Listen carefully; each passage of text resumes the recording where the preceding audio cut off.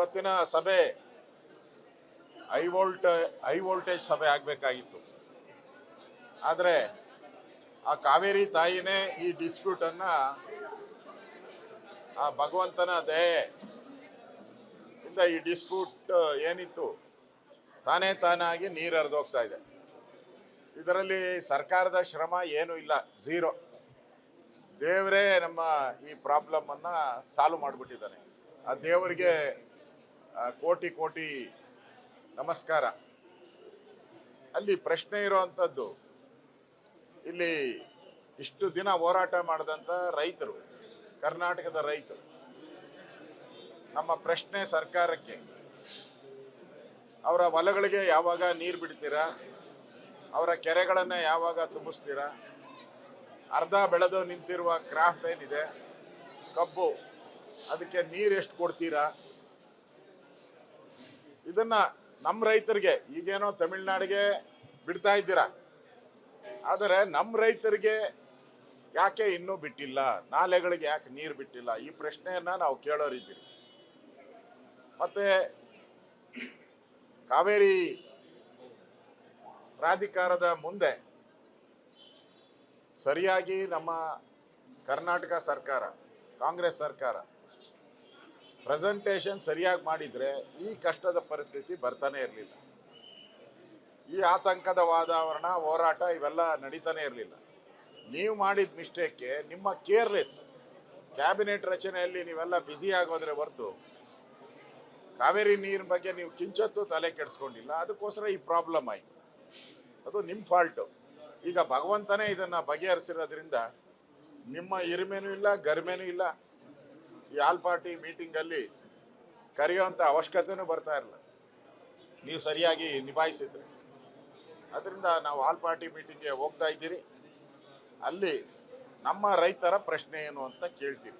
ತಮಿಳ್ನಾಡು ರೈತರ ಬಗ್ಗೆ D K Shivakumar ಪದೇ ಪದೇ ಮಾತಾಡ್ತಾರೆ. ತಮಿಳ್ನಾಡು ರೈತರು ಉಳಿಬೇಕು ಅಂತಾರೆ. ನಮ್ಮ ರೈತರು ಏನಾಗಬೇಕು ಅನ್ನೋ ಪ್ರಶ್ನೆಯನ್ನು ನಮ್ಮ ಈ ಹೋಗೋ ಸಭೆಯಲ್ಲಿ ನಾನು ಬಸವರಾಜ ಬೊಮ್ಮಾಯಿ, ನಮ್ಮೆಲ್ಲ ಮುಖಂಡರು ಯಾರ್ಯಾರು ಬರ್ತಾರೋ ಅವರೆಲ್ಲರೂ ಮಾತಾಡ್ತೀನಿ. ಇವತ್ತಿನ ಸಭೆ ಹೈ ವೋಲ್ಟೇಜ್ ಸಭೆ ಆಗಬೇಕಾಗಿತ್ತು. ಆದರೆ ಆ ಕಾವೇರಿ ತಾಯಿನೇ ಈ ಡಿಸ್ಪ್ಯೂಟನ್ನು ಆ ಭಗವಂತನ ದಯೆಯಿಂದ ಈ ಡಿಸ್ಪ್ಯೂಟ್ ಏನಿತ್ತು ತಾನಾಗಿ ನೀರು ಹರಿದೋಗ್ತಾ ಇದೆ. ಇದರಲ್ಲಿ ಸರ್ಕಾರದ ಶ್ರಮ ಏನೂ ಇಲ್ಲ, ಝೀರೋ. ದೇವರೇ ನಮ್ಮ ಈ ಪ್ರಾಬ್ಲಮನ್ನು ಸಾಲ್ವ್ ಮಾಡಿಬಿಟ್ಟಿದ್ದಾನೆ. ಆ ದೇವರಿಗೆ ಕೋಟಿ ಕೋಟಿ ನಮಸ್ಕಾರ.